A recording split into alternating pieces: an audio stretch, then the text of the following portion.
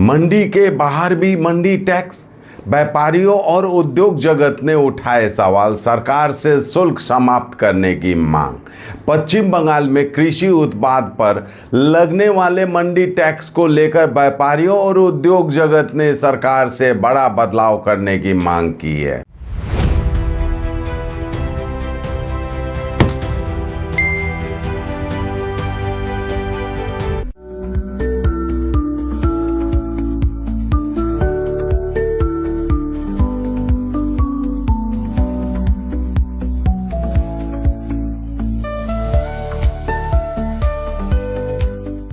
Siliguri merchant association के पूर्व अध्यक्ष और फिक्की के पूर्व अध्यक्ष गोपाल खोरिया ने राज्य सरकार से मांग की है कि मंडी के बाहर होने वाले व्यापार पर मंडी टैक्स नहीं लगाया जाना चाहिए।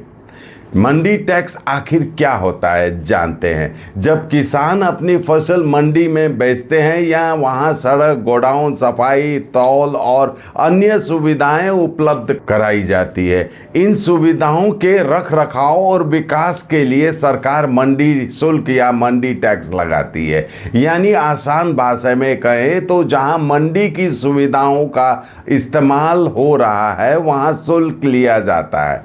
व्यापारियों का कहना है आज मंडी टैक्स सिर्फ मंडी के अंदर होने वाले व्यापार पर ही नहीं बल्कि कई बार मंडी के बाहर होने वाले व्यापार पर भी लगाया जाता है। उदाहरण के लिए निजी गोदामों, राइस मिलों, प्रोसेसिंग यूनिटों, कारखानों और मंडी के बाहर होने वाले सीधे व्यापारिक लेन देन पर मंडी की कोई सुविधा नहीं ली जाती, फिर भी मंडी शुल्क देना पड़ता है। व्यापारियों का कहना है कि जब मंडी की कोई सुविधाएं नहीं ली जा रही तो फिर मंडी टैक्स क्यों देना पड़े। उनका तर्क है कि इससे व्यापार की लागत बढ़ जाती है, उद्योगों को ज्यादा पैसा खर्च करना पड़ता है और अंत में इसका असर आम उपभोक्ताओं पर पड़ता है क्योंकि सामान महंगा हो जाता है। व्यापारिक संगठनों का एक और बड़ा सवाल है तैयार सामान पर भी टैक्स।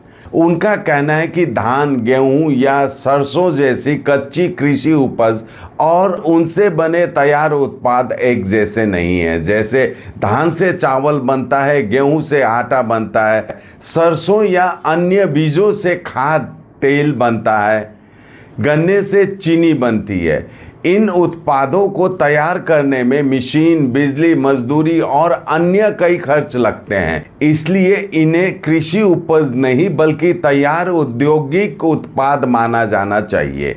व्यापारियों की मांग है कि ऐसे तैयार उत्पादों पर मंडी टैक्स नहीं लगाया जाना चाहिए। नर्स बन्ने सपना देख्नु भएको छ, अब पूरा गर्नुहोस्। Adan institute of nursing science, Sisabari, Champasari, Siliguri. सजिलो बैंक लोन र किस्तीमा भुक्तानी पनि, स्कलरशिपको सुविधा, हस्टेल सुविधा उपलब्ध, क्रेडिट कार्ड फेसिलिटिज पनि। पश्चिम बंगाल सरकारद्वारा मान्यता प्राप्त। आजै सम्पर्क गर्नुहोस् Adan institute of nursing signs. व्यापारियों का कहना है कि जब उद्योगों और व्यापारियों पर अतिरिक्त टैक्स लगता है तो उनकी लागत बढ़ती है, बाद में यही लागत उत्पादों और कीमतों पर जुड़ जाती है। यानी चावल, आटा, तेल और चीनी जैसी रोजमर्रा की चीजें भी महंगी हो सकती है। गोपाल खोरिया ने सरकार से मांग की है मंडी के बाहर होने वाले व्यापार पर मंडी टैक्स खत्म किया जाए। निजी गोदामों, मिलों, कारखानों और प्रोसेसिंग यूनिटों को इस शुल्क से छूट दी जाए। चावल, आटा, चीनी, खाद्य तेल जैसे तैयार उत्पादों पर मंडी टैक्स नहीं लगाया जाए। मंडी शुल्क केवल वहीं लिया जाए जहां वास्तव में मंडी की सुविधाएं उपलब्ध कराई जाती है। पूरी बहस का केंद्र एक ही सवाल है, क्या मंडी टैक्स केवल उन जगहों पर लगना चाहिए जहां मंडी की सुविधाओं का इस्तेमाल हो रहा है या फिर मंडी के बाहर होने वाले व्यापार पर भी शुल्क जारी रहना चाहिए। व्यापारी और उद्योग संगठन इसे व्यापार पर अतिरिक्त बोझ बता रहे हैं, जबकि सरकार को किसानों के हित, मंडियों और आय और उद्योगों की जरूरत के बीच संतुलन बनाना है। अब देखना होगा कि राज्य सरकार इस मांग पर क्या फैसला लेती है। आज के लिए इतना ही। देखते रहिए एसके लाइव न्यूज, आपका समय आपकी खबर। धन्यवाद। नागालैंड सरकार डियर रथ यात्रा बम्पर लॉटरी पहिलो पुरस्कार 3 करोड़ ग्यारंटी टिकट 500 रुपया पहिलो पुरस्कार बिक्री भएका टिकटबाट र 18 जुलाई डियर रथ यात्रा बम्पर लॉटरी 2025 मा पहिलो पुरस्कार विजेता शमसुल हक। के तपाईँ हुनुहुन्छ यसपालिको करोडपति। सपने पहले कागज पर बनते हैं, फिर कंक्रीट और स्टील में ढलते हैं। हर नक्शा एक नई उम्मीद जगाता है और हर ईंट और सरिया उस उम्मीद को हकीकत की ओर करीब ले आता है। एक ऐसा एहसास जैसे कल ही सुकून और शान दोनों एक ही छत के नीचे मिलेंगे। ये बस एक बिल्डिंग नहीं बल्कि एक कहानी है।